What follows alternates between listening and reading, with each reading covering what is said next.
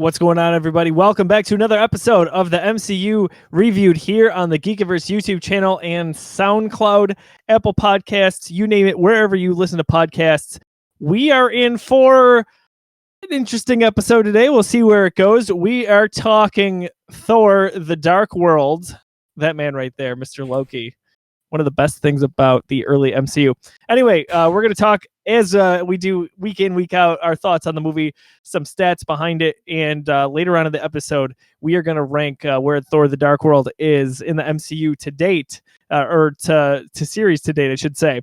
We did have our first snap last week. Mr. Rashawn, he did it. He used one of his 3 snaps to change or influence one of the rankings.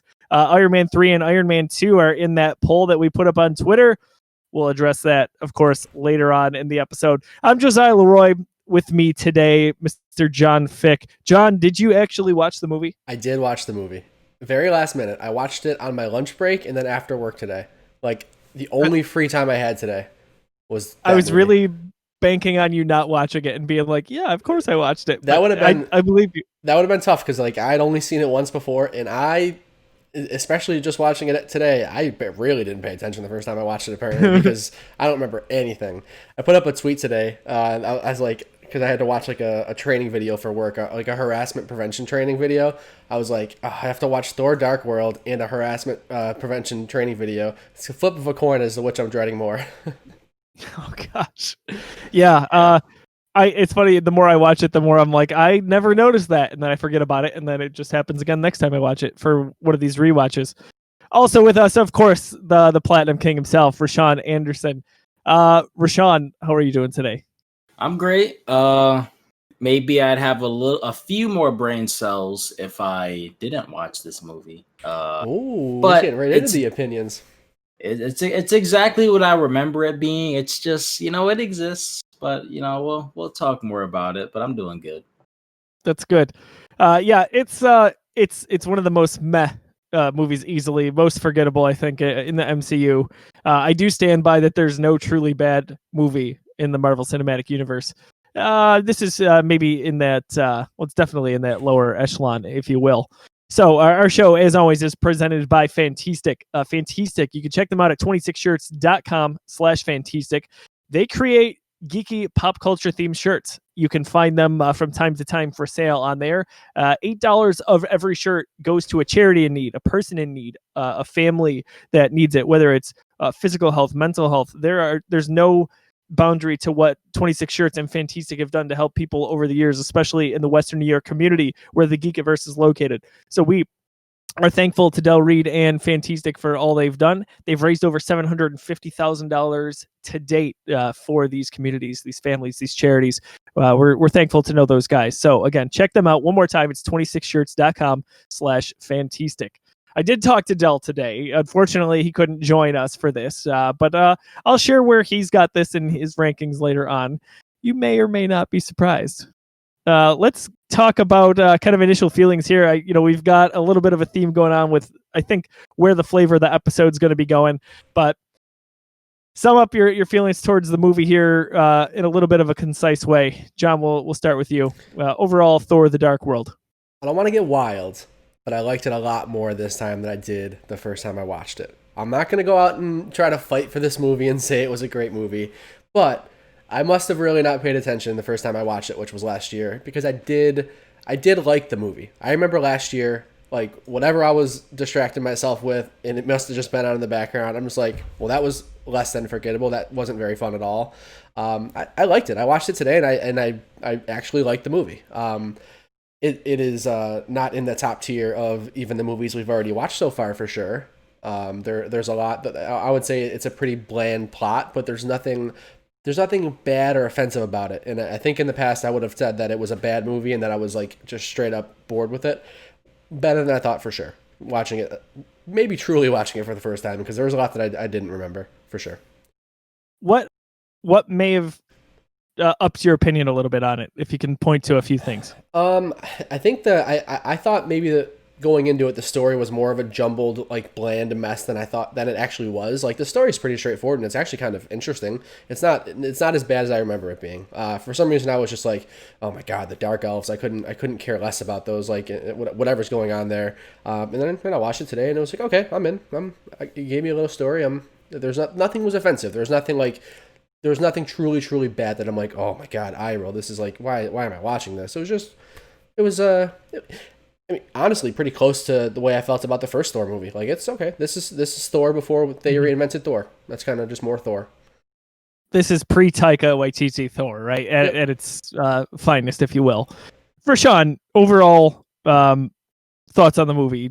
If you could speak to a little bit of what even just John mentioned there too.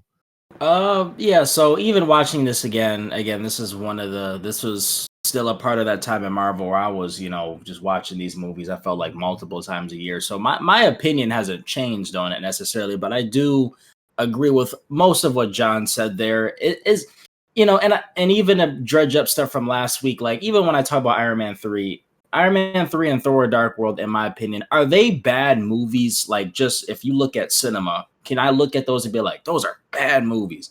No, I'm comparing them to the greatness that we have gotten from the MCU, which is mostly great with a few exceptions. One of them being Iron Man 3, in my opinion. Watch last episode. But I think Thor Dark World, for me, it kind of, just like Iron Man 3 for me, it's meh.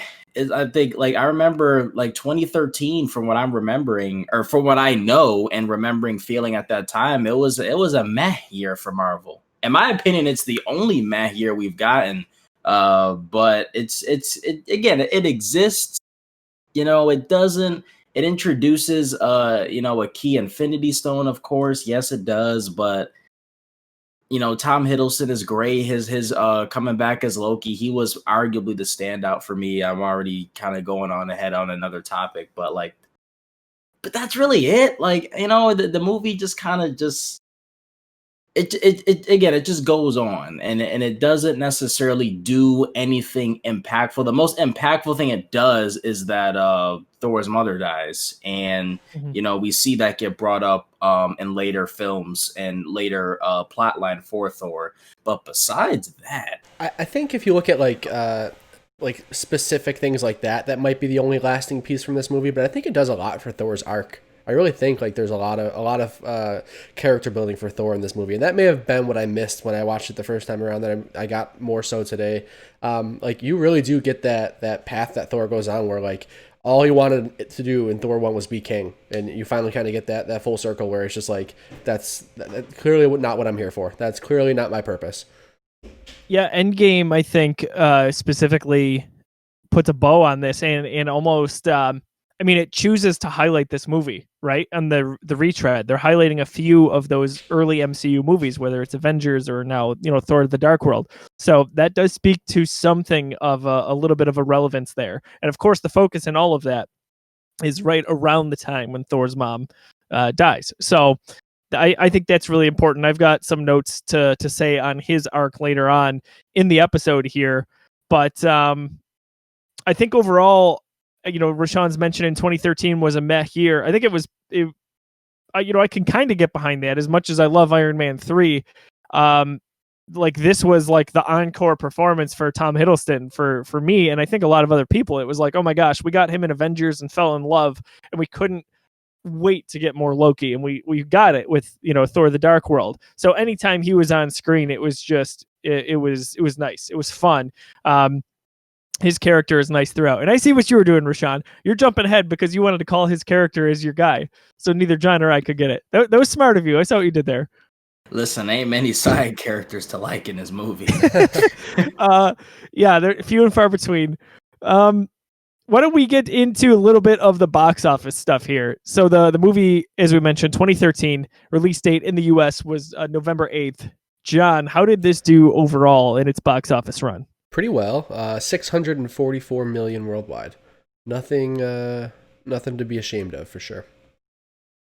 Wow, that's like a lot more than Solo, a Star Wars story. That's crazy. Absolutely, it's actually insane if you look at it that way. Yeah, with a budget of 170 million, it made its money back and then some.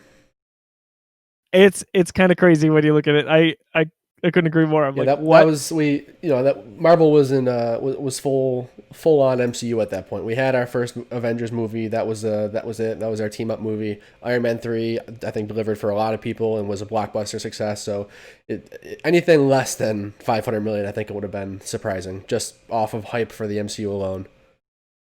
So yeah, it's funny how like that is like viewed as a low number now. Like it's really not bad at all. Even by today's standard, it's not bad. It's all But for the MCU. That's about it. Yeah. for the MCU, it's like that's kind of the almost the bottom of the barrel nowadays. Do we want to cue up the trailer? Yeah, we can do that. Let's watch that right. bad boy. Yeah, I found like a couple different like trailers that claimed to be trailer number 1, so I just went with the one that was uploaded first. Felt like that was a fair way to pick which one was the first trailer. Yeah, I agree. All right, cool. You guys got it up? Yep. Cool. Yeah, we're good. Go ahead and play it.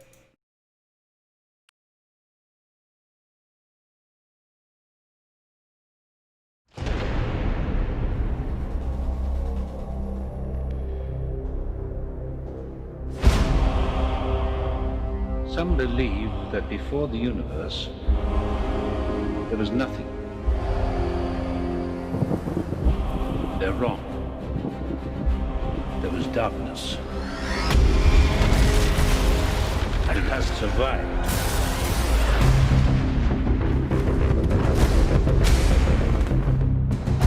I gave you my word. I would return. What's gonna happen? Hold on. Wait, what?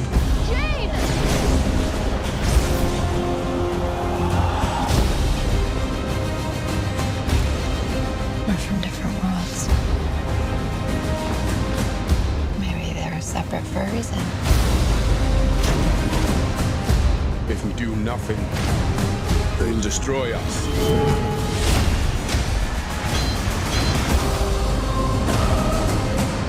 Ask yourself, what will you sacrifice for what you believe?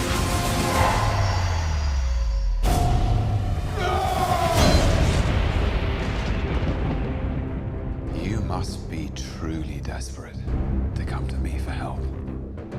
You should know that when you betray me, I will kill you. When do we start?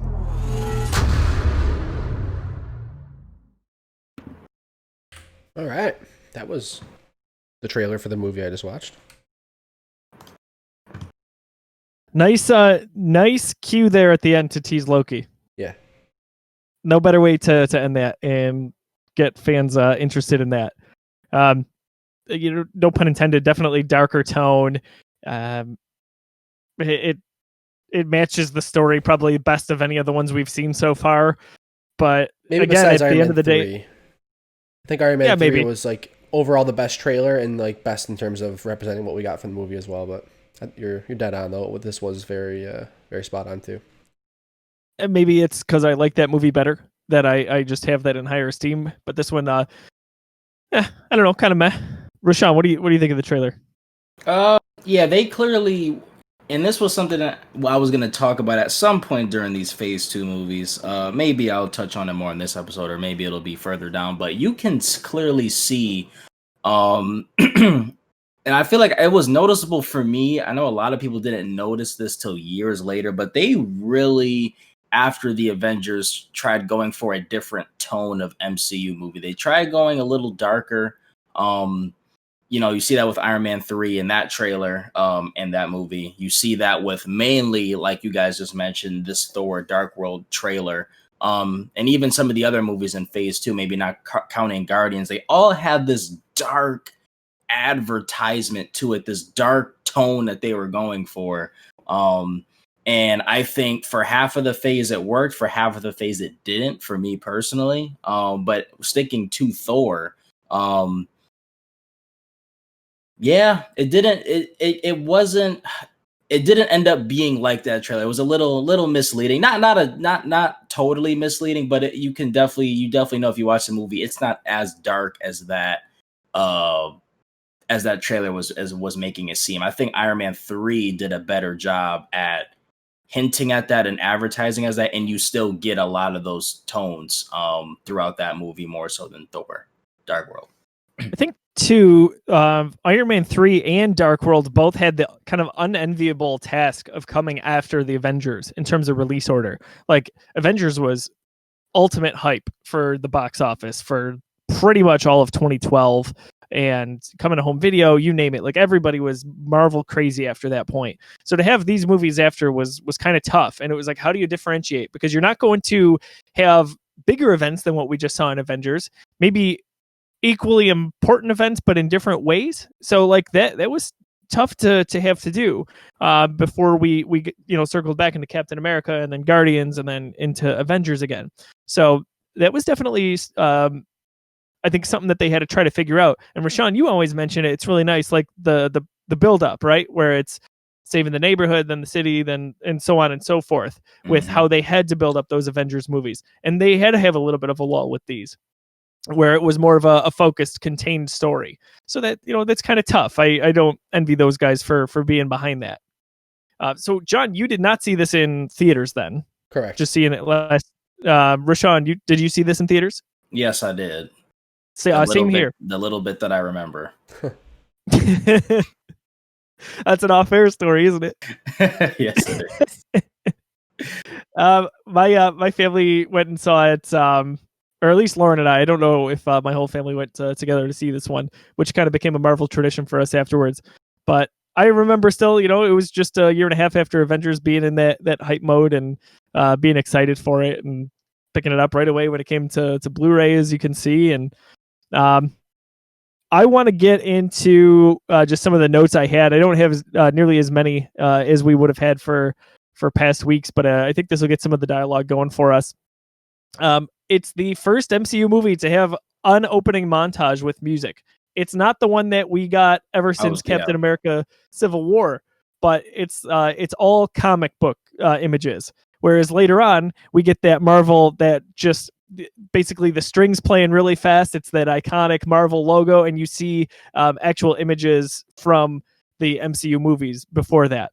So I thought I noticed that too, and part of me is wondering how truly hard or difficult would it be for them to take the new one that they made, the actual MCU one that they use now, and just go put that back on all the old ones. Like, is it a big deal? It's not a big deal whatsoever. It's just a little thing that's cool. I'm like, would that really be that hard to do so? But it's probably unnecessary effort too. They certainly could have added those to like the Disney Plus releases or whatever, but I kind of like this one for Dark World. I do too. Yeah, it's like a sign of the times. It's like when Star Wars, you hear the snare drum before, when it's like showing Fox or 20th Century Fox, even though it's not anymore. Like, I don't want them to replace that. I kind of like that because like that's what it was when it released.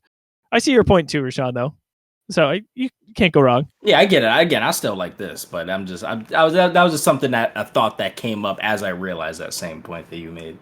Yeah. I mean, that is one of my favorite. When you see that drop in theaters, like the current one, oh man, tell me it doesn't get your blood just going. You're like, oh, here we go. We're about to see a new MCU movie. Yeah. And especially like awesome. in the later ones, they got so creative about how they led into it, because they would always give you a cold open with some kind of scene like straight out of the movie. Yeah. And they would always get so creative about how they went into that montage. Like, ooh, we're in, baby. And then was it Captain Marvel? They just did the All Stan Lee one. I think yes. Yep, that sounds right. Oh yeah, wow. Because he had just passed away, right? Mm-hmm. Mm-hmm. And then for Endgame, it was a little bit, Infinity War. Like the spin on it there is that you hear the radio broadcast as the ship's being attacked, and it's so intense. That oh one's my good. gosh! And I think even the Endgame one's good too, where they only show the characters who are still around. Yep. They get very creative slick. with that. They're very slick with it too. Yeah. I love it. I love that stuff, and you know my feelings on music in these movies. I put Zachary Levi with an exclamation point. I love Zachary Levi. I think he's just fun. Like we saw him in Shazam most recently. A character he was just born to play. Even though he's not really a primary character in this, I like his presence in just about any movie or show that he's on. Me too. So also early in the movie, we get Thor going up against that huge Cronin. It's Cronin, right? Like the Korg-like creature. It is Korg. I'm not sure of the name of the species, but it is Korg species for sure. It doesn't say. That Okay. sounds for Cronin sounds familiar. But it's definitely Cronin if that's the case.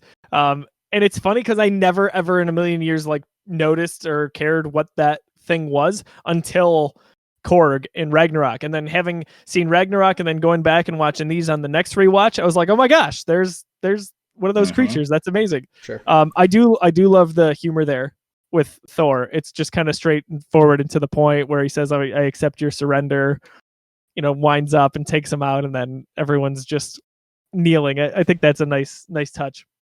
That's an homage to an Indiana Jones scene. I forget which one, but he's going up against somebody who's like a samurai, and he's like flipping his sword around, and Indy just pulls out his gun and just ends him right away. That was the inspiration for that scene, from what I read. Oh, that's awesome! I didn't know that. I put superb visuals, especially the two things that came to mind. First time seeing Asgard in this movie is absolutely stunning, I think. Not that Thor was bad, but this was like a whole new level. And then also the first time we see Heimdall looking out, basically gazing into the stars. It is just truly magnificent. I think they really... Yeah. Oh, go ahead. No, of that same vein, there's one that really stood out to me too. It was right in the beginning, I think, and Thor I think he's like in his chambers or something like that, and he just looks out and you can see like the cosmos and all these other planets around him. And like I had that same moment where I'm like, oh, they upped the visuals on this. Like in the first Thor, it was cool to see such a different environment, but the CGI was still like very shiny and everything was very gold. Like they really grounded Asgard in this. It was gorgeous for sure.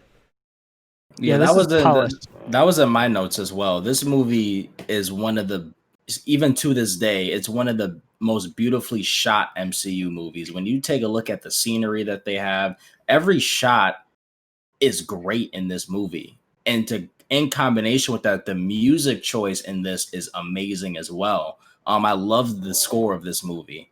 So they, from a visual and audio standpoint, even like if you bring in like audio from a home theater standpoint as well, like some of the notes that they hit there as well, just from a sound effect perspective, production values on this, they made the most out of their money with this one for sure. This is still to this day one of the most beautifully shot MCU movies in my opinion. Yeah, they killed it with Asgard and anything surrounding it. And they definitely had that tone, right? Like that color palette is dark throughout. It matches the title of the movie, the theme of the movie. So that was good that they were consistent with that. I love Kat Dennings in this role and in this movie. I really hope that in some way, shape, or form, I don't know if they've already talked about this, but I hope that she's back for Thor: Love and Thunder. I have to imagine she would be. Didn't they confirm that she's in WandaVision? She is in WandaVision. So I don't know what... Yeah, we have to assume she's coming back for the next Thor if we're going to have Jane. Especially if we have Jane, right? Like, exactly. She's got to be back. And I want to see what that looks like when Jane is Lady Thor and Kat is like, whoa, look at you, right? For sure. And I've always been kind of a Kat Dennings hater. And I don't know what it was, but I think I just kind of swung back around on her on my rewatch of Thor in this watch through. I don't know what it was. I don't like her performance in Two Broke Girls. I hate that character and I hate that show. And that used to be on a lot in the house because my fiance likes that show, and she just really bothers me in that show. And that's her character, and she's playing the character right. But so she's always kind of bothered me. But now, I mean, yeah, in the Thor movies, I think I do like Kat Dennings. That character Darcy's pretty cool. She's funny. John, that's totally fair because like that, but that's like the show, right? Like that's what they're going for in that kind of little bit of ditziness between the two of them, and so that's totally fair. I put that Selvig is hilarious in dealing with the fallout of the Avengers. So Dr. Selvig, I think whether you're seeing him they're bailing him out of jail or not jail. Is it jail? I don't know. Mental institution, maybe. Yeah. Yep. Yeah, it was like a mental thing. Okay. And then when he's running around Stonehenge and like you know that he's actually doing the right thing with like putting up those poles, but he can't explain it to anybody because he's the best. Yeah, he's trying to like he's a mortal trying to deal with the power of the Mind Stone that was just in his head. Like he's going absolutely ballistic, but he knows like he's that. I watched a video like a while ago on Easter eggs in the MCU. That chalkboard that he's writing on when he's in that institution, it is just full of incredible Easter eggs. Have you ever like seen anything about that? Mm-mm. That there's nothing on that chalkboard that doesn't mean something. It is just full of stuff. You should like. I wish I would have brought it up so we can go through it, but there's a lot of really cool references on that board. That is really cool. I love that stuff. That's actually one of the things that I even though it's not a big deal, that's one of the things that I get annoyed with about this movie, that they did do that to him. And I understand the point of, oh, well, he had a all powerful stone that was being used to mess with his head, and he's just a mortal character. But I don't see Hawkeye running around butt naked trying to shoot people with a bow and arrow. Yeah, and but if you try to come with me, well, Hawkeye's an Avenger. They Oh. purposely try to humanize Hawkeye so much that where characters will literally say, "You are the most useless member of this team." They don't say that verbatim, but they've hinted at that many times. We actually get that more in the Age of Ultron. Again, is it a big thing? No. Does that affect the review score? No. But that's just a thing that annoys me, is like they were trying to go for this dark tone, but then you throw something like that in there for one of the characters that was a more serious character in the first Thor. Yeah, Again, I'm with you. You could try to debunk that, but that's my take on that. I'm with you. Is that it was a weird like tonal shift for his character, but I think it does make sense. Like more so, I don't agree with the Hawkeye comparison, because Selvig was specifically tasked with trying to understand the Mind Stone. Like he was specifically tasked with trying to like tap into the power of these stones. So he like was immortal and was just literally thinking like way more than any mortal should. And he's becomes unpossessed, and now he still has all that information in his head, so he goes insane. So that makes a little more sense to me, but I do get what you're saying with like, man, they really flipped the script on the tone of that character, because he was like this prestigious professor and like scientist, and now he's literally running around naked in Stonehenge. So It makes sense. Like a lot of the Infinity Stones kind of enhance or further what an individual represents. So with Hawkeye, like you imagine, he's kind of this grounded, mentally strong character, right? And Selvig is almost like this mad scientist, because he's this crazy smart doctor. He probably was under the control of that Mind Stone longer than Hawkeye was, because Hawkeye is just at the beginning of the Avengers, but Selvig would have been prior to that. So I don't know. There's little things here and there. I've never even thought about it until this conversation, but no, I am. yeah, no, less so about the reasoning on why he like flipped the script, but more so I do kind of agree that it was a big character change. Like they set him up as a very serious person, so it was. I see where you're coming from, Rashawn. I put in kind of like a tongue-in-cheek way that the movie feels like a rough mix of like Lord of the Rings and Star Trek. Like at times it doesn't know it almost where it wants to go, despite having a pretty consistent tone. Like certain things are like sci-fi, and then a lot of it is fantastical when it comes to like the Dark Elves. So that's a little bit tough on tone. Regarding the Infinity Stone, so this is like the first time that they're really This truly is the first talked about. movie that they're mentioned as Infinity Now, Stones. did you guys notice that was definitely dubbed over? Like Where? they only make mention of the word stone once, and it's when Odin is talking to Thor and Jane in that room. He never speaks about the stone while he's on camera. He only speaks about it as like this being, as this ether, as this thing that consumes people. There's like this one cutaway scene, and they're on this book for like 10 seconds, and I thought, like, why are they still cutting on this book? And it's the only time he mentions anything about sometimes they can be like in stone form. They like that had to have been added in after Avengers. Like that had to be a late addition. It stood out to me so bad. So I had what I had here is specifically referencing this. He says the amount of energy moving within her. So energy right there, that points to an Infinity Stone. Shortly right after, Odin gives the lesson on the Dark Elves, and as they're giving this lesson, you can kind of see the colors of the different stones. If you look up into like basically the stars there. He even says the other relics are called or referred to as stones, where this one is not. So it's interesting how they laid the groundwork there. I did not even call to mind that any of it was dubbed, though, because this is a moment where I was totally like, go on, because of seeing where we went with the Infinity Stones and Infinity War and Thanos and all that. I think that's my biggest issue with the plot of this movie, is that the ether versus it being a stone is a pretty muddled mess, and I don't think they handle that very well as to like, when is it a stone and when is it? And it's not like it's contained in something. It's just like it exists as a smoke that can possess you, and then like, well, it also has to be a stone because it has to fit the future of the story too. And so it's kind of muddled, and I feel like it was just like, all right, we got this thing and we have to make it fit for the future. I see that line of thinking, but that never bothered me, or at least crossed my mind, only because the Infinity Gauntlet is used to harness that power. Thus, it will be shaped in it will form into a stone like its counterparts. I just always assume like that's just that stone's nature, which apparently it is that stone's nature. But I see what you're saying. I never even thought about that. I just always figure, oh, well, Thanos is gonna put it in his gauntlet anyway, and it's gonna have to be shaped like a stone at some point, and it clearly has brothers and sisters if you consider the stones that. But I see what you mean though. Yeah. So this one I only put in here to piss off everyone who yells at me about my love of Attack of the Clones. Thor and Jane walking on Asgard feels like it was ripped out of Attack of the Clones when Anakin and Padme are walking on Naboo, and they even kiss. But what's funny is Thor doesn't mention sand. What's all that jazz? I don't know. How can you have a love scene with her and not mention sand? It's her favorite thing. Come on. I thought it was totally bizarre. Yeah.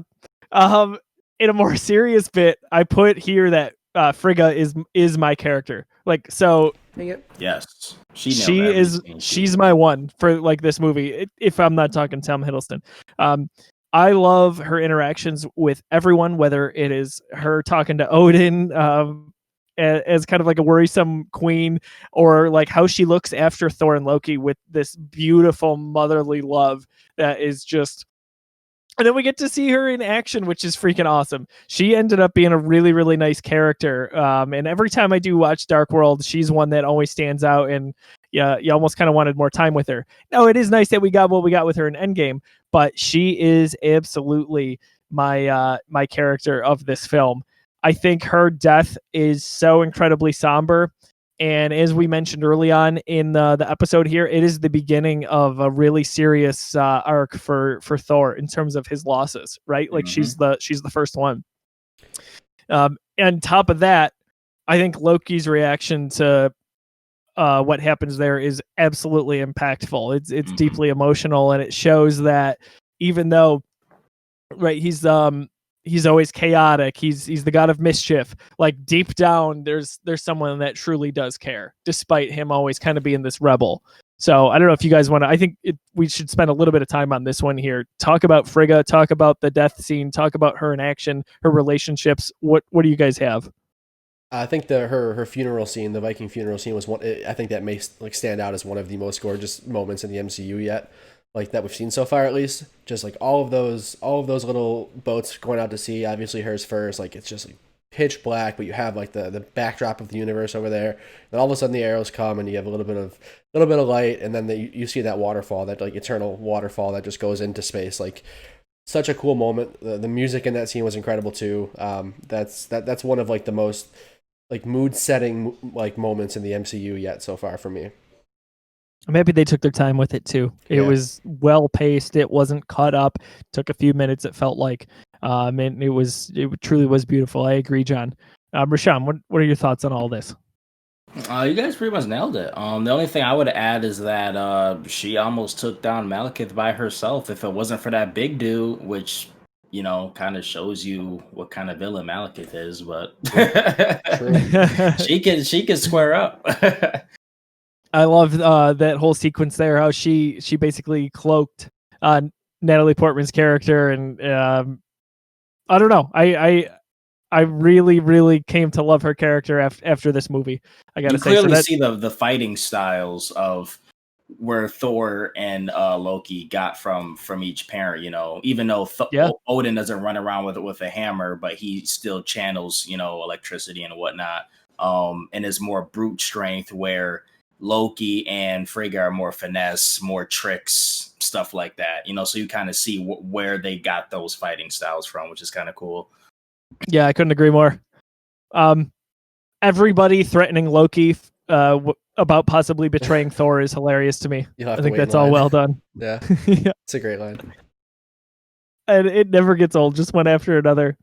Loki turning into Cap there briefly is wonderful acting on Chris Evans' part. Like really, truly wonderful. So this was a thing that came up. I remember talking about this on whatever little forum I was on back at this time. But this was a thing in the Marvel community that even though it was really cool, if I'm not mistaken, that used up one of Chris Evans' movies for his contract, like that little scene, and that's how I first started learning about. Again, the MCU taught me a lot about film.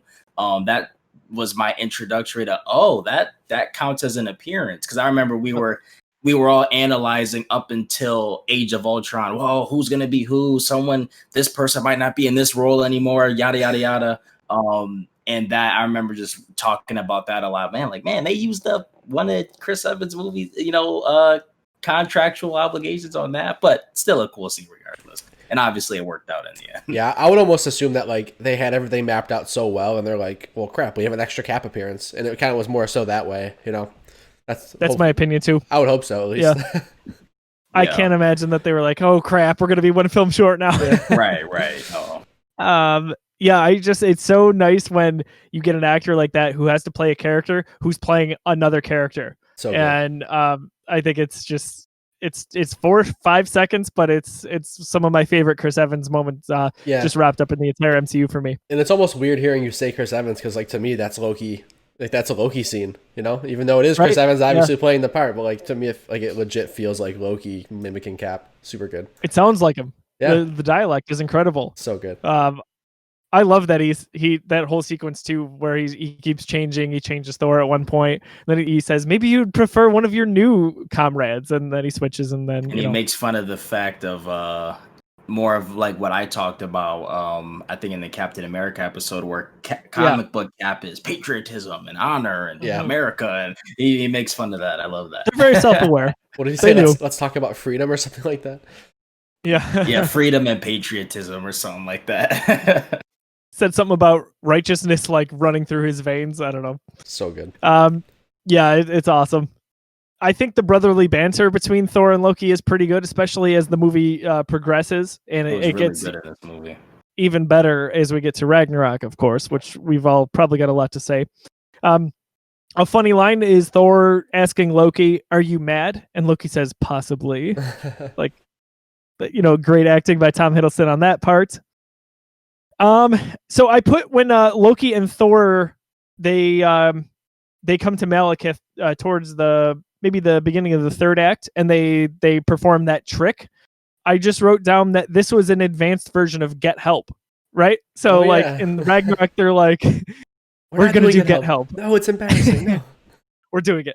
And that's all I could think of the whole time I was watching this, was like, this is the really advanced form of Get Help. They're doing it. That's cool. I never thought about that.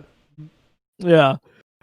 So as Loki dies, I'm typing out on my phone. So I'm watching this basically in bed the other night for this rewatch. I'm typing that Lauren legitimately cried during the Loki death scene in the theater. Lauren, my wife. And sure enough, she goes, hey. I take off my headset. I go, yeah. She goes, I'm pretty sure I cried during this moment in the theaters. It was just kind of funny that she was thinking that, as I recalled that. I mean, you can't, y'all know what I'm going to say. This is another one of the classic MCU tropes. And of course, it was in Thor Dark World. Another fake death doesn't mean anything. Move on. Yeah, but whatever. I think there's a lot of that in the MCU overall. I don't think there's a lot did anyone ever truly think he was really dead there? Well, they told us in the theater, I did. Well, yeah, I thought theater, I legitimately did. Lauren did. In the moment, I definitely thought he was dead, but they didn't do that thing where they made a cliffhanger until the end of the movie, until even after the movie. They told us 2 minutes later in the story that he was still alive. The theater, I don't think I get what you're saying because you just watched it. When you're first really going through this, you're not going to catch that, and here's why. That little part where he plays that generic Asgardian, the whole third act happens. For that little scene, and I guess that was smart directing too for deflection, because there's tons of people I know that have watched this movie where it's one of those things where, we throw that at you. Oh, maybe he's not dead. Is he or is he not? oh, let's go this whole third act. There's a whole final battle, epic or not. I think not, but whatever. There's this whole final battle. You're distracted by all of these other things. And then when he pops up, it was almost like, and I remember in my theater specifically, it was like, oh my gosh, it was a moment like that. I guess so. Maybe in the theater when you're like distracted with other people around you and stuff. I don't know how you missed that though. Like that was well scripted. Like there's this guy. You caught that on your first viewing. We're talking about when he is the Asgardian with that almost like smirk on his face, when they, right? Yes. Like right after the death. It was a subtle smirk too. Yeah. But they pan over to him and they show like you can see his arm doing the Loki shifting thing. Like his arm starts out as green and it's the same exact like thing that Loki does when he shifts all the time. So I didn't even see that, but I get what you're saying. I Hmm. get your point about the face, but even John, I gotta call you out on that. Even something as small as that, you're not looking at that. What is the point of that scene? I don't know. You're not looking at that on your first viewing. You can argue the smirk. I thought it was so obvious. I don't know. You out on that one. You did not catch that on your first viewing. What do you mean? That's literally what the point of that scene is for. What do you mean I didn't catch? Who didn't? I can't believe anybody didn't catch that. You probably caught the smirk. You did not pay attention to his clothing. Come on. Stop lying. What are you talking about? Why would I lie about that?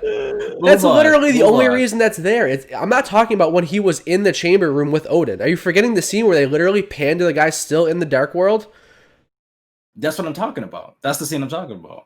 That scene only exists to tell you that Loki is still alive. That's the reason that scene is there. If you missed that, then I don't know how. No, I know. I'm just saying my only thing is if you're watching that for the first time, I guarantee that most people did not catch that. I don't understand what a first time or a second time has to do with it. I still remember the first time I saw that, where the first time I was in theaters and the reveal was more of a oh my god moment than a oh that was obvious moment. See, I thought right then and there, like despite how emotional it felt that Loki was dying, that like first of all, I'm thinking, oh my gosh, they're not killing off Tom Hiddleston. They're just not. He was so popular. And then right after, like you do see that soldier there with that look on his face, and I'm like, who is that guy? It's Loki. Like, come on. How did you guys miss the transformation? Like they focus on his arm. It's the only thing in the shot, and it's shiny and green. Loki. Yeah. All right. Fair enough. Fair enough. That's not something I'm gonna start an argument. I'm just saying. You already did, my friend.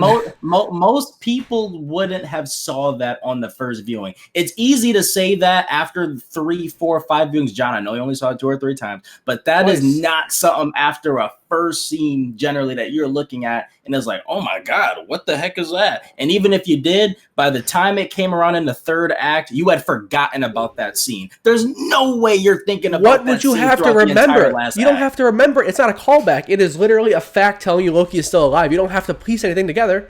What do you mean you don't remember? You already saw it. The scene is so quick.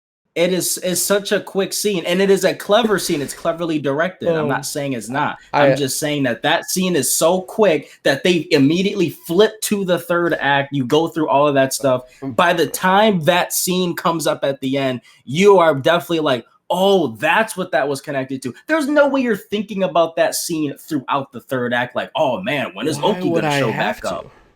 Oh my god. See, I wasn't thinking about when is Loki going to show up necessarily in the rest of this movie, but I knew we were going to see him again, whether it was in a different movie or whatever. And then when we get to the end and we get the reveal of him, I was not surprised to see him, but my thought was, what did he do to Odin? That's kind of where my head went with everything, because I was like, and as we see in Ragnarok, it's kind of hilarious what he did with Odin. But move on. This is petty. Move on. And I started confused. This is petty. So I am going to circle it back right to that same scene, but we'll talk about this in a different light. Loki's death scene, I cannot watch it now without finding it hysterical because of how they recreate it in Thor Ragnarok. Oh, yeah. With Hemsworth's brother and with Matt Damon. Like, I lost my mind when I saw that Matt Damon was cameoing in that movie. So not only do they recreate that scene, like when Loki goes, I didn't do it for him. I sit there and just kind of imagine Anthony Hopkins saying it. And then if you listen to the music that plays in the Dark World as Thor screams no, they recreate the choir in Ragnarok sings that. Yep. Like it's an all vocal choir. and it's so funny that they did that. I think that's one of the best callbacks in the entire MCU. So a little moment, but when Thor is back with Selvig and the crew, I think it's hysterical that he just hangs his hammer on the coat rack. So good. One of my favorite little moments in the movie. Like that's so funny. Like, are you kidding me? It's fine to just hang, and he just puts it there. Like, okay. Part of me thought, like, shouldn't that thing come crashing to the ground? But the physics of the Mjolnir are all over the place. They are. So it's right. whatever. Even in this movie, That's like, why it's funny. during the battle, that one big monster just knocks it away like 10 times. Like, he's not worthy. You shouldn't be able to move that at all. Like, yeah. Right. Yeah. It's not about strength. Yeah. It's all good. I love that. As we a little bit saw in Iron Man 3, the Avengers are celebrities now because of the battle in New York City. Like a guy in the library towards the end of the movie goes, "I think that's Thor out there." Like that's really cool. Oh, like yeah. that people live in that world and acknowledge that they're superheroes. Even a callback, even that same scene when Thor enters the apartment or whatever, and Selvig is like, he's like, "Where's Loki?" Thor's like, "He's dead," and Selvig's like, "Oh, thank God." That was great. That was so good. Great. So what I put as my kind of last note here is that the third act is really in my opinion is what kills this movie. It is. Yeah, for sure. 100%. Yeah. Because I get through most of the movie, so 2/3 to be about exact as I can be, and it's fine. Like I'm enjoying it. I'm enjoying where the characters are going, their banter, some of the action, and then I like just lose focus in that last act, and I fall asleep essentially. And You know what? Yeah, I'll take back what I said. Maybe you do remember that little callback, or that we could call it callback scene, whatever. Maybe you do think about that Asgardian guy that he turned into, because this third act was so boring that you're like, man, what's going to happen with that guy? It's probably Loki, isn't it? It's bad. Never mind. I take it back. I'm glad you're on my side now, Rashawn. What a boring final fight! Like, I didn't know what was going on. I'm like, is it teleporting because everything's lined up, or because of the sticks? They tried being creative. Is Natalie Portman doing that? I don't understand. I don't really care. I think just get it over with. Kill this guy somehow. Yeah, I think that was the problem. You knew like you were never going to see Malekith again anyway. The stakes were relatively low. I want to see him again. Undoubtedly the worst villain of the, like. Is there anybody even close? He's up there. He's like top 2, top 3. He's insultingly bland. I said there's nothing insulting about this movie. Malekith is insultingly bland. It's like him, Ronan. I'll take Ronan. Oh, what? Ronan from the yellow Ronan's jacket fine. character. Both Ronans are great. That guy's fine too. He's like Malekith a comic book character. Yeah, I think the problem is that he's just so forgettable. Yeah. That's where it is. And I think he's very boring. Not that the Dark Elves are great, but the fact that he's even overshadowed by them a little bit is a problem. Like, I care more about the mythos behind the Dark Elves and like that big dude who turns into Mr. Hornman. Like, I care more about that than Malekith, and the fact that like Frigga takes him to school. Like, all right, you're nothing. I don't care about you. Exactly. Yeah, I think that's a good point. Just kind of. Oh, go ahead. Oh, I was thinking about the villain from the Hulk. I don't remember why. Abomination. Yes. He's better than Malekith. Barely. Agreed. But he is. Yeah. Right. That's where I'd have it. I'd have Malekith as the most boring or / worst, and then Abomination, and then after that, there's an argument to be had. Yeah, at least his motivation was kind of fun. Abomination. Yeah, like he was that. He was like that. Yeah. That war general, and all he wanted to do was fight. He didn't want to give that up, and he just wanted to get younger and younger, and apparently become. Yeah. Like with Malekith, with this, it's like I don't. He just exists. Yeah. That's the best way to put it. Like, why do we want to make the world dark? It really doesn't mean anything to me. Weak. Like, there's no reason behind it. Yeah. Rashawn, you were gonna say something. Yeah, I just like that. I don't know. Well, I would assume this was intentional. Because again, I think they had a lot of this stuff planned out more than they even give themselves credit for. But I love how they make it apparent. So we talk about how Frigga basically, she doesn't whoop Malekith, but holds her own and pretty much would have beat she was about to, right there. Yeah. If it wasn't for the interference. So obviously you couldn't have just he had to use the ether to power up essentially. I love, and you see this more when you get to Infinity War, more so. You see it on a whole nother scale, but you see that there is one Avenger that can stand up to the power of an Infinity Stone. Thor definitely can. This is way ahead of the game. I don't want to dive on this too much. Thor can technically stand up to all of them if you watch the last scene of Infinity War when he throws the hammer and it right as Thanos gets all of them. So I love how I guess maybe that was his purpose, to be like an Infinity Stone punching bag to show that somebody in the Avengers could stand up to him, because you see Infinity Stones in these other movies, and whatever character or characters are going against them basically get decimated, and they win off of obviously just plot armor and being superheroes. But I do like that they constantly make it an apparent throughout the MCU that Thor is truly a god. He's not just another member of the Avengers, even though you can kind of look at him in that way next to Cap and Tony, but he is still probably the strongest Avenger.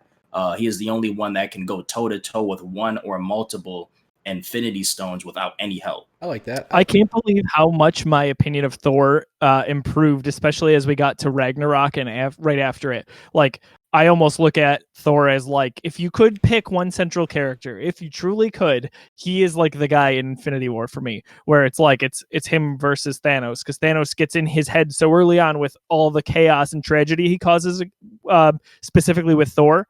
And like it becomes personal with him almost. And as we see at the end of that movie, like he failed, and it's on him. And as you get into Endgame, of course, that's a whole nother rabbit hole we'll jump down at some point here. But like I truly love that character, and in the same vein as Tony Stark and Cap in this MCU. And that was saying a lot, because after these two Thor movies, I never would have thought I would say that. That's incredible. And as John mentioned, he's the only one of the bunch that's getting a fourth solo movie. So that's saying a lot. So we talked a little bit about who our non-title character would be. Rashawn, you mentioned Loki would kind of be your guy for this. Anything on Loki that we didn't cover that you wanted to mention regarding him in Thor: Dark World? The thing for me was just because Thor: Dark World, that was 2013. Am I wrong? Did we not see Tom Hiddleston again until Ragnarok? Was that a 4-year hiatus? We didn't see him in Ultron. Sounds about right. I think you're correct. Yeah. So my thing, just that they set up a and again, even though we just had a whole thing on it, but cleverly, regardless of that one scene, they cleverly set up that cliffhanger to where I remember like throughout Avengers Age of Ultron, I'm like, Thor, man, you might have to go home, man. You're gonna have to check on your people. What is going on? Like that was the only thing. Like I thought about that cliffhanger for 4 years until Ragnarok came out. I remember when they announced Ragnarok, I'm like, before any of the other stuff, Hela, Surtur, any of those other things we're gonna be getting, I'm like, we're gonna find out what the heck Loki was doing on Asgard as he's ruling over Asgard. Yeah, for sure. Odin. So that was the only other thing that was brilliantly done. And besides that, again, just like we talked about before, we don't got to harp on it again, but just the banter between Thor and Loki and the chemistry between Hiddleston and Hemsworth, they obviously perfected that over the years. I'm not sure. A little fun fact: I'm not sure if you guys know, Tom Hiddleston originally, when he had tryouts, he originally wanted to be Thor. Yeah. For tryouts, and then they moved him to Loki, even though this is something so little, but I just like reading in the little things. I wonder, because obviously the Loki character is based on jealousy of Thor. I wonder how much of, and I'm sure Tom Hiddleston is perfectly fine where they put him, but I wonder of how much of maybe real world jealousy comes out in his character that he's able to channel. Like he's so skilled that in real life, is there beef between them? Heck no. But I'm just saying, like in his head, can he use that as motivation? The jealousy and motivation that the Loki character actually has for the Thor character. That's just a little thing that I just thought about. But their chemistry is brilliant. That's a wonderful point. I'm sure he can. And I would imagine he doesn't feel that way, but like you can kind of get there as an actor. Like you can get into a dark place or a place, even if it's something you don't believe in or a perspective. I bet you he can. He's really good at his craft, and it's always fun to see him in that role. And him and Hemsworth together, they are like true life brothers. and that is so special because especially now that I love the character of Thor so much. I always love Loki, but Thor really climbed the ranking for me. It's just like it's two elite characters in this whole franchise. Man, one of the Marvel shows should be MCU Drake and Josh edition with with Thor and Loki. I would sign up for a mini series with Thor and Korg hanging out Thor and in Korg. between Infinity War and Oh my Endgame. God, that'd be great. Played Fortnite and everything. Oh my gosh, I would love it. So you mentioned that Hiddleston had auditioned for that role. If I'm not mistaken, Hemsworth's brother also auditioned for the role of Thor, and they ended up going with Chris. Liam? I don't know, Liam. Yep. Right. Liam, yeah. And there's Okay. another one too that's like a real no name, but like he was in a couple other things. I forget his name though. I believe Liam auditioned for that role, and that's why it was a little bit ironic that he got to finally play it in Ragnarok, even though he was just acting as. Oh yeah, good point. Yeah.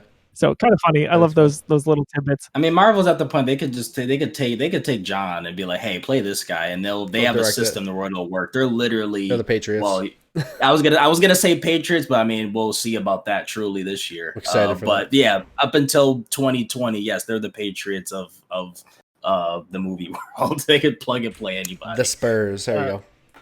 There you go. There you go. That's very true. I mentioned my character is Frigga. I truly admire everything that was done with her character in this and how important it ties back to an Endgame, like Thor's relationship with his mom, and that's a really, really difficult thing for him. Like I can't imagine going through what he went through, and to have that chance to see her again in Endgame is so special. And it just I said this a lot in different franchises and especially on this show, seeing a movie later on in a franchise that I really like can change my opinion of a past one. So seeing a movie like Ragnarok or Infinity War or Endgame has made me appreciate Thor: The Dark World more. Not that I necessarily love it, but there are different facets of it that make it more interesting to me. John, if you've got a character in mind that's different from ours, do you have a secondary character here? So there are only 11 characters with pictures on IMDb until you get to characters that don't have pictures for the IMDb profile. So this is a stretch, but I really like Ian, the Kat Dennings intern. That's my pick. I think he's awesome. I think he's really funny. That poor guy. My name is Ian. Yeah, I love him. I love that. I don't know. I love that he gets his girl at the end. I love it all. He's great. I think he made the movie for me. It worked out for him. I love that he throws the car keys in the. The ether, yeah, or whatever it was, not the ether, but yeah, he's my winner. Were those the car keys? There's just silence. Oh my gosh. It was cool. So like as small of a character as he was, and even as Kat Dennings' character is, it was cool to give her a layer of like all right, she has someone to boss around. It gave her character another dimension, which was kind of cool. Again, very, very small stuff. Slim pickings though. She has to have that ego, and I think that makes her character even better in this. I love Kat Dennings in this movie. Yep. Yeah, good pick, John. I like that a lot. Let's see here. What am I missing?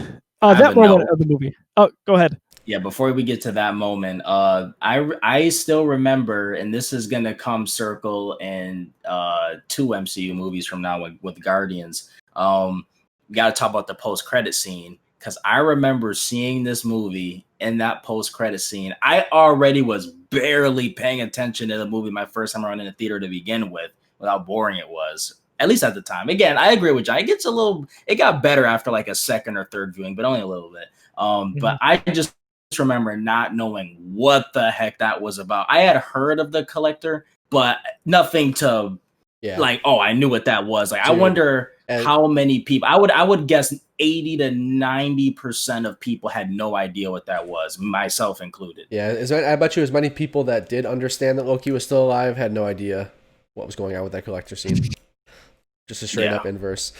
I mean, no, here's my perspective. I saw Thor: Dark World after like every other MCU movie, so that post-credit scene for me was amazing. My first time, I wouldn't have understood it watching it when it came out for sure. I'd be right there with you. I'm like, I don't know what the Collector is.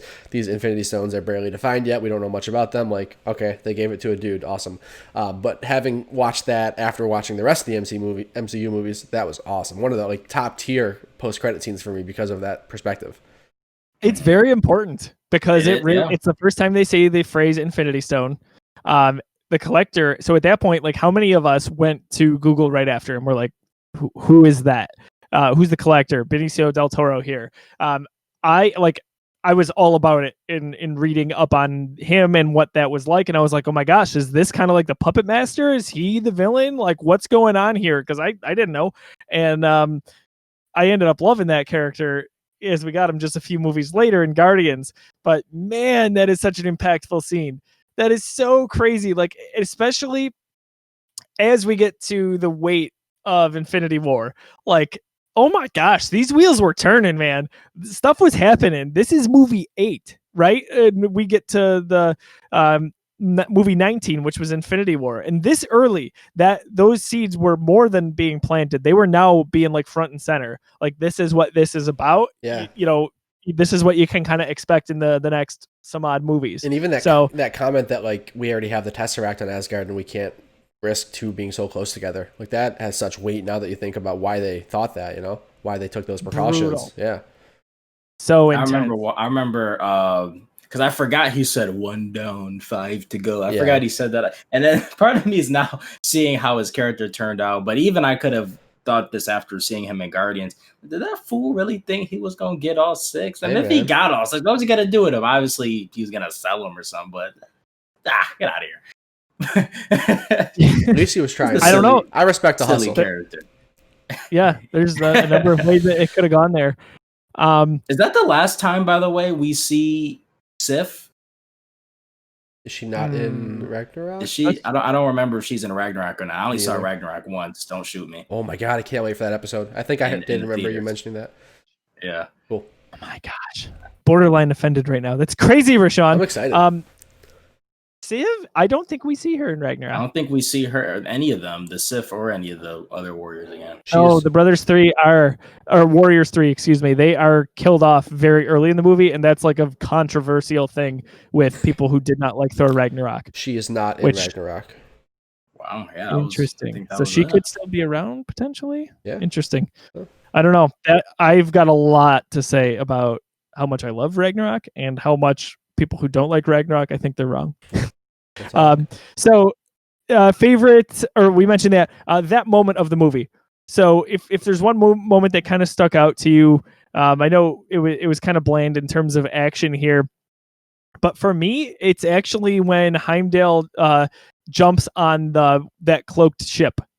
Like he sees it from a mile away, starts running, and then basically like single-handedly takes it down. I think that is really, really nice bit of action for a movie like this, where despite there being a fair amount of action, like nothing terribly stood out to me other than that. Yeah. So that is the moment I'm going with. And that was a great scene only because that was a great moment for the character. But I think in the 3 years that they took off between this and the first Thor, I think that was also like, all right, Idris Elba, we'll let you do something. Okay, we're not just gonna let you sit on the sideline. We'll let you do something. We'll make you look cool. But then you go back to being, regular dude. But I think that scene's a little more important even so, because like that shows you that was just the drone ship. Like all of a sudden, like because we've seen the shape of Malachai or Malachar, what I forget. I don't even care. Don't even tell me. It doesn't matter. I don't care. We've seen like the shape of his ship, and we see that like cloak ship is roughly the same shape. So we assume like that's the master ship, and he dives on that one and takes it down and stuff like that. And then we quickly see that that's just like a drone escape pod basically, and there's like a whole other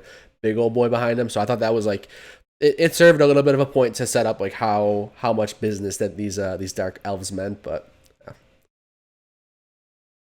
yeah, and that they were kind of like compromised. Like, oh man, these guys just got in. Are you kidding me? Like you thought this was like an impenetrable fortress, but it wasn't. And Idris Elba there is pretty cool. Yeah, how did they like get that first guy in the prison? Like, how are they? I don't understand. What that was a leap in logic to me. That like they stab this guy, the dark elves. They stab him. They stick a rock in his stomach, and somehow it just jump cuts to him. Being, they bring him in as a prisoner. Like, how would they line that up? I don't know. That was just I don't know. Weird. Any other moments that come to mind?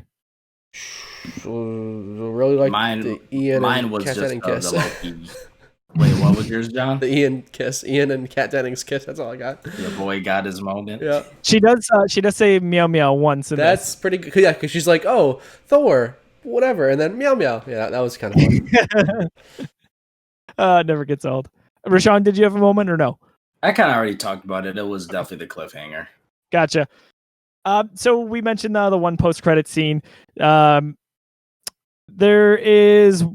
Oh, what I wanted to do actually first, Stanley. So he plays a patient in the mental institution that is listening to Selvig's spiel on the Convergence. That's kind of a nice little, cameo for him. Can I have my shoe back? Yeah. The post-credits scene that we did not mention. So it's back on Earth. Thor and Jane reunite. Yeah, we talked about this last night. Yes. I don't know. Did we? Did we? Someone mentioned it somewhere. Where, like Natalie Portman was not. Oh there. yes. They did. She didn't play. Yes, I think Seth mentioned that. Okay, so if you ever wondered what it's like to hang out with members of the Geekiverse, some of us were kind of able to get together for the first time last night, socially distancing, everything like that, and it was a really fun get together for just some of our crewmates, just to literally sit, have a drink, and talk about anything. And it's funny because inevitably with our crew, as always, everything comes back to anything pop culture. Like we can talk about our jobs, sports. It always comes back to Star Wars, Marvel. We had such a nice time, and that's kind of what spurred on some of our conversation. But Seth mentioned that Natalie Portman is not actually in that end scene there. It's actually Chris Hemsworth's wife, they said. Yeah. And he said there's noticeable chemistry difference there. I didn't see it, but I thought that was a really interesting tidbit that I had never heard before. I'd heard that before. I don't agree that I see that extra chemistry there. I thought that was a kind of a pointless extra post-credit scene. I don't know, especially because it never went anywhere with Ultron. Yeah, right. Yeah, they kind of just and that makes sense. That was more of like an actor, that was a falling out between Marvel and Natalie Portman at the time, at least. But yeah, it was a forgettable post-credit scene for me. Yeah, same here. Which is such a 180 from the other one. True. So I think we're gonna get to the rankings here. We're gonna address the snap from last episode. Any closing thoughts? Any final items that we want to do to put a bow on this episode for Thor: The Dark World? Rashawn, why don't we start with you? For me, I would just say that yeah, this was a dark year for the MCU, man. I'll tell you that. You had Iron Man 3, you had Thor: Dark World, and then I believe you had the premiere of Agents of S.H.I.E.L.D. Yeah, this was a rough year for Marvel, man. This was the first and only year besides 2008. Or wait, when did Dark Knight was 2008 or 9? 2008. Okay, I'm going to say a hot take that we won't even be able to address on this video. But besides Dark Knight, which I think is an obvious one, 2013 was the only year to date that Marvel didn't own that year for comic book movies. Yeah, I know you're saying that with your opinion, but I think the fact that they grossed almost $2 billion on those two films, that I think they're pretty cool with the results on that one. Yeah, from a business sense, it's like, this guy doesn't know what he's talking about. I think they're all right. But I will say in terms of quality of movie, Man of Steel is better than Iron Man 3 and Thor: Dark World. We'll save that for another day one day. But it's amazing to think that they had such a contrast year, I would say, for 2013. You had Agreed. Iron Man 3 and then Thor: Dark World. It's tough. Agents of S.H.I.E.L.D. somewhere in the middle, probably. But that first season, no, that was garbage. That's at the bottom. That's the worst thing that came out of Marvel in 2013. It got a little better, but it was trash at first. Rashawn, I'm just telling you right now, you are upsetting a dear fan of the show. Oh no! By talking about Agents of S.H.I.E.L.D. like that. So Elida is going to have some words for you. Coming from the guy. Sorry, Elida. She's going to be mad at me. Oh, I thought you meant you. No. A dear fan of the show. So Elida loves, she loves Agents of S.H.I.E.L.D. I mean, I watched it for a time, and I just got to say the first season was definitely the worst. I've only seen it got a little better after that. But. I would say John's seen none. If I had to guess. Yeah, I haven't watched that. I have no interest in that. One of the later seasons they had Ghost Rider. Like, it got better. Like, but, you just put me off even more to it. I care less now. Hey, like, no pun intended, but you definitely put the fire out with that one for John. I'll see myself out now. Okay, let's let's get to the rankings, John. So what do we want to do first? Well, I'll pass it over to you. Yeah, so let's pull up the rankings here. So I've got I'll just talk about the current rankings, then we'll talk about the snap. So the current rankings right now: number 1, The Avengers; number 2, Iron Man; number 3, Iron Man 3; number 4, Iron Man 2; number 5, Captain America: The First Avenger; number 6, Thor; number 7, The Incredible Hulk is the current ranking. Now, if you watched last week, Rashawn used one of his 3 snaps. So if you look at the bottom of the screen, Rashawn is missing one of his little gauntlets there. He used the snap. He thinks that we're nuts for putting Iron Man 3 above 2. So he used the snap, trying to fight back to get Iron Man 2 above 3. And my friend, you lost. So if you didn't know, when one of us uses one of our snaps, we put a poll on social media to see if the fans and the people out there agree, they disagree. Iron Man 3 has 66% of the votes. Iron Man 2 has 34% of the votes. It's a landslide, my friend. Iron Man 3 stays. I'm really actually a little bit surprised because I thought Rashawn had a really, really good shot at changing that. I am too. I can live with it. Fans of the show, I can live with it. Like I was talking with these guys last night. My anger stemmed from not that people that they think is Iron Man 2 is better than 3 or 3 is better than 2. I mean, my real anger stemmed from this guy right over here saying that Iron Man 3 is better than 1. That's where the snap. It's fine. That's fair. That's fine. I can live with people thinking 3 is better than 2 because I know that both movies have their critics, and I'm one of the people that think Iron Man 2 is a little over criticized, a little underrated, even though it's not great either. But I'm also a hater of 3, so I get it. Listen, if you.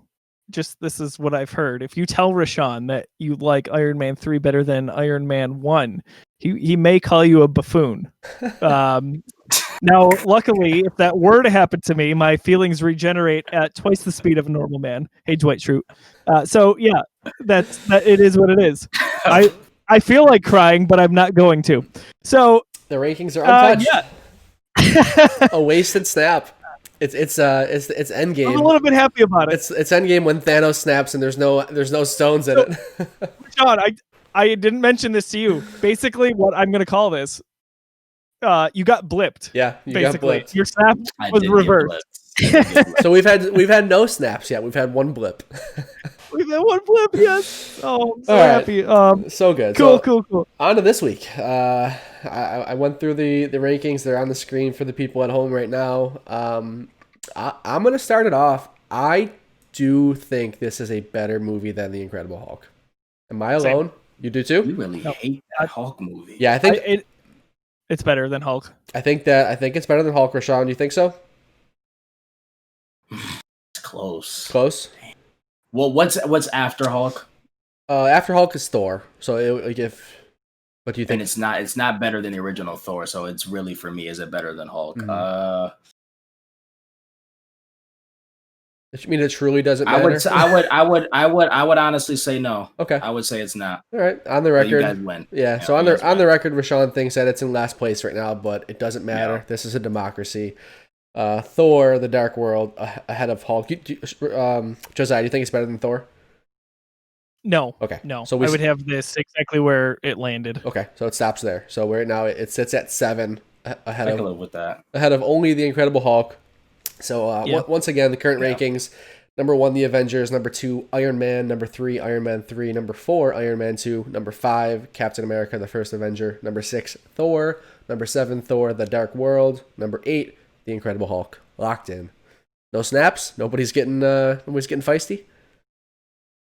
Nah, we knew this one was gonna be. I think we knew we were gonna be on the same page. Rashawn, someone told me. Go ahead. I was gonna say. No, I want to hear this. Rashawn, you can try again. We can put up another poll. See if we just capture another audience. Unfortunately, same one. Yeah, I think I'm gonna have. Unfortunately, I think I'm gonna have to use a snap on an obvious movie that should be at the time we watch it a top 2 MCU movie. I know where you're going with that. Yeah, that's all I'm gonna say. Unfortunately, I think I'm gonna have. I can't believe I would have to use it on this movie, but I think I'm going to have to. Is it a movie that we're talking about next week? Yeah. Yes, it is. Yeah, so for these aren't spoilers. I might truly be sitting with some buffoons. These aren't spoilers. These are just our opinions as they lie now. I think Josiah and I do both think that Winter Soldier is a bit overrated, right? Yes, but when I say overrated, like, I don't know, like, I still love that movie. So Me too. We'll see when we get to the rankings. Yep. So I just wanted to. I wanted to just I won't address. get pissed off now. I'll wait to hear the nonsense and then I'll get pissed off. Overrated sounds spicy to me for this. So Sure. Pete from the Geekiverse, the Grumpy Geek, says Winter Soldier is the best MCU movie. Like, not just after the 9 movies, but like today, he says it's the best. I know he's wrong. Like that. There's people that still think that, you know. And I understand where they're coming from. We'll save it though. We'll save it. We're gonna another rewatch. Yeah. I'm always going in with new expectations, with open eyes for sure. Yeah, to each their own. Even if their own is wrong. So Dell also, by the way, I got to mention. Yeah, where my man Dell at? Dell, I need some help. I'm over here. Well, this week was cool, but I need some help, man. We need to get Dell back on here. Well, Rashawn, I don't know how you're going to feel about this, but I do have text proof. Dell said, my rewatch of Iron Man 3 had me liking it a lot more than I remembered in the past. I'm just saying, I think we may have started a revolution here for Iron Man 3. Like, the hate is over with. People are going to appreciate Iron Man 3 now. As they should. It's over. It is a good movie, and the world is going to know it. The poll already, they agree. The people agree. It's better. I can't tell you how many people in these side conversations I've had, especially where I was not called a buffoon, they said that Iron Man 3 is better than they remembered it. Agreed. And I'm like, thank you. Yep. Thank you so much. So I'm sorry, Rashawn, that it is what it is. It's hard, but that's what Dell said. So good ranking. All right. Next week, knowing where Rashawn may sit with Captain America, the Winter Soldier, and kind of gauging John's interaction here, I cannot wait to see what that ranking looks like. I am going to watch this movie so intently because I really do. Like, there are people who love this movie so much more. Like, it leaves such a different impression on other people than it does on me. So I am going to be like all in on this movie next week. I'm going to like eyes glued, looking for details. I want to see what other people see. So I'm very interested on this rewatch. I've probably only seen it for like 4 or 5 times. I have some other things I'll say, but that's next week. John, do you normally watch movies with your glasses on? Dang. No, it's a legitimate question. These aren't prescription. These are fake. So do you normally watch movies with them on? I do, yeah. Why? That's the problem with this dude. Take them glasses off because you are watching different movies than a lot of us. They're in the real world. I hear watching. You better take them glasses off. I want to see a picture of you. Take them glasses off when you watch Winter Soldier. Rashawn, that's I'm the just problem. Gonna say I figured it out. Our current rankings are my exact rankings, so it can't be just me. I'm sorry, my friend. I think you might be the lowest common denominator here because guess what? The rankings are exactly as I would personally have them right now. And they're only one off from mine.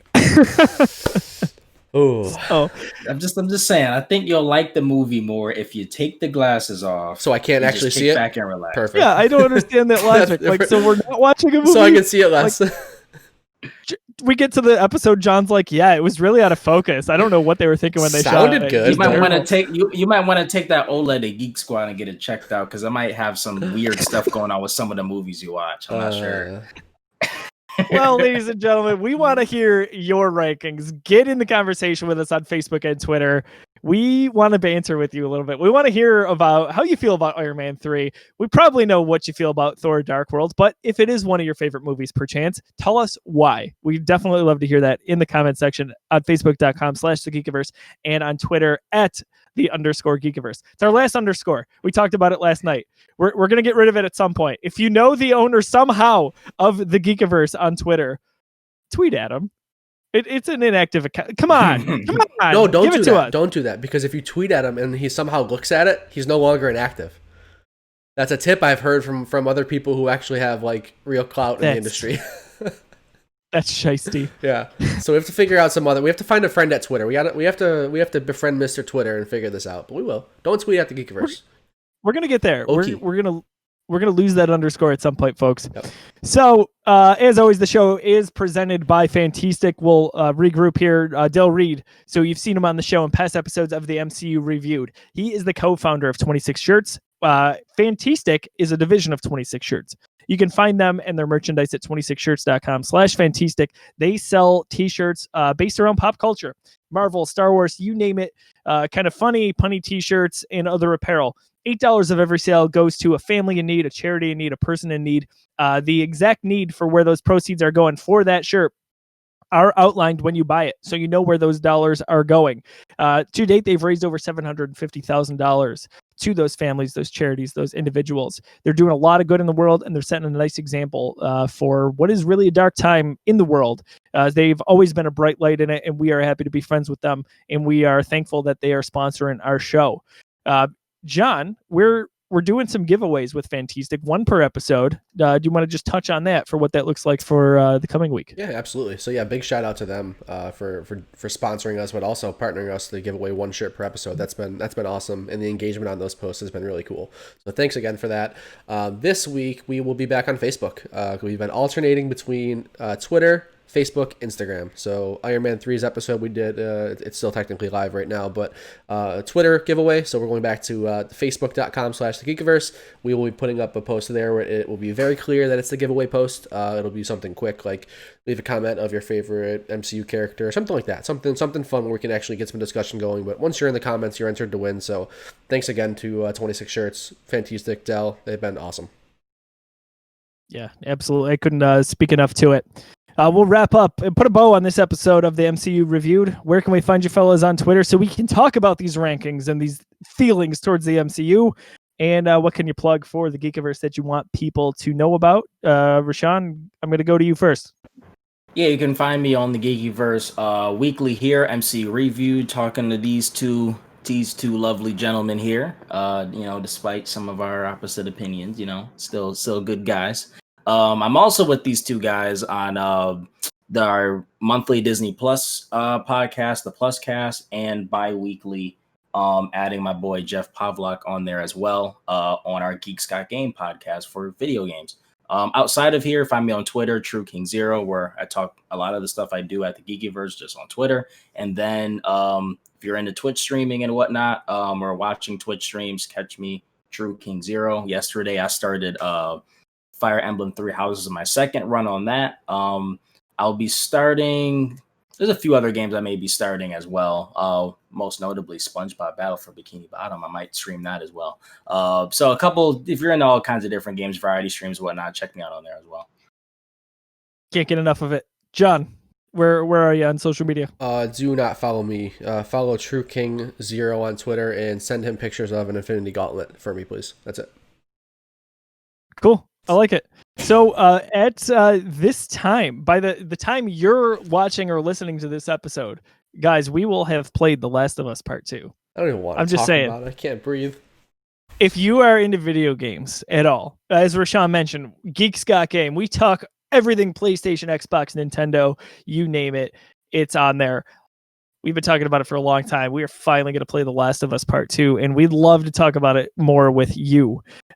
Also, again, by the time you're watching or listening to this episode, happy belated Father's Day to all the dads out there. We just released our Dadcast, our second episode of Dadcast, our Father's Day themed episode with a special guest. You can check that out on our YouTube, which is youtube.com/thegeekiverse, or on any major podcast streaming network such as SoundCloud, Apple Podcasts, iHeartRadio, Stitcher, and more. Lots of good content, as always, at the Geekiverse. And one last shout out, of course, we are thankful again. We cannot overstate it to our friends over at Fantastic for doing what they do. Next week, fellas, we've got a good one. I think it's one of the, depending on where you like it, regardless of where you like it in the rankings, it is a groundbreaking entry that would change the MCU forever. We've got Captain America, the Winter Soldier coming up. A lot of people have had this one circled from what I understand and want to get in that discussion and talk about it. So we'll have a lot to say. John's going to watch it without glasses is what I've heard on the street, so that's good. He'll have a new perspective on that. Yes. That one will be coming out next week. So for John, for Rashawn, I'm Josiah. We'll catch you. We hope you all have a wonderful week. Take care.